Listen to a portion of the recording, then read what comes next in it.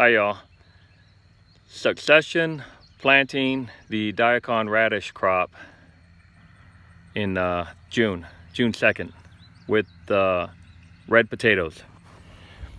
So I pulled all the Diakon Radish and I threw it in this compost pit. And you see how much it filled it up, the debris? I've got some, rotten radishes in there just floating around. So that'll all decompose with the bugs and stuff inside the soil, and this is going to be really rich soil. The leaves at the gully already turned into mud.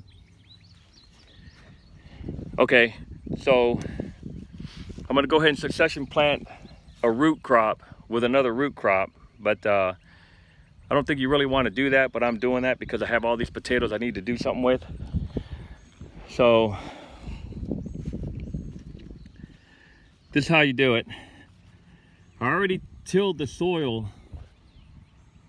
once, and then I went ahead and put some fertilizer down, triple 13. See that?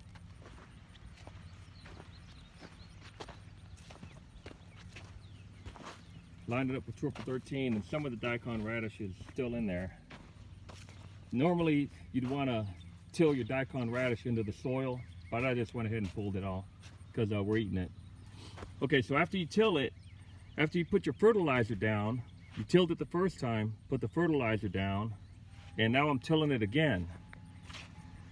And see right here where I had already tilled it, and these are the potatoes that are going in. I already tilled it.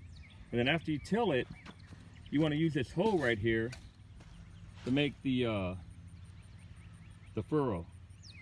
And the furrow is just something you put the potato in. And then I'm going to have about 80 potatoes in this row. See how they're all in there? See that right there? Let me throw that in there because that'll turn into fertilizer and it'll make air gaps in the soil. So I got all those little potatoes in there, and they're tiny potatoes. So after I got them in there,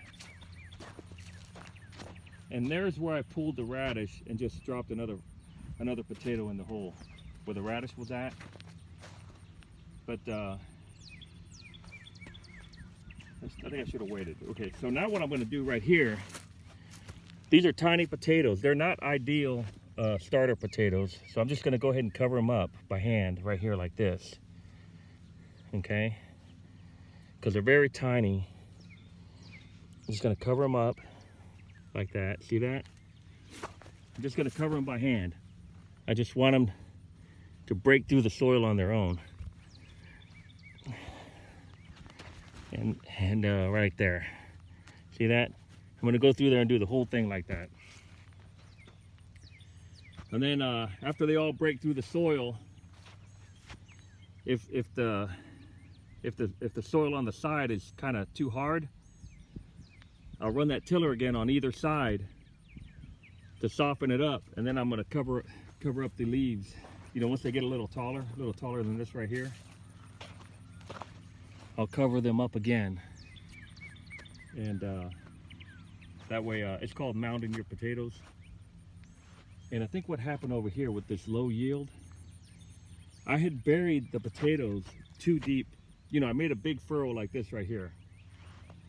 And then I buried the potatoes all the way down in the bottom. And they grew out of the sides of the mound. So I dug them up and replanted them on top. Oh, I harvested some potatoes here. I planted them on top, and they were growing out the side of the mound. And what I did was I dug them up and replanted them on top, and I think that's what might have given me that low yield in here, along with too much water. But that's how you do it. Now I'm going to use these as seed potatoes, some of them anyways. All right. Okay, that's how I succession plant my Diakon radish. I don't think it's really good to do a root crop over a root crop, but I need to do something with these. They're all sprouted right in here. See that? I got to do something with them. I don't want to just not do anything. And then my wife's over there working on the watermelon patch. Got at least 15 over there. Okay, see y'all later.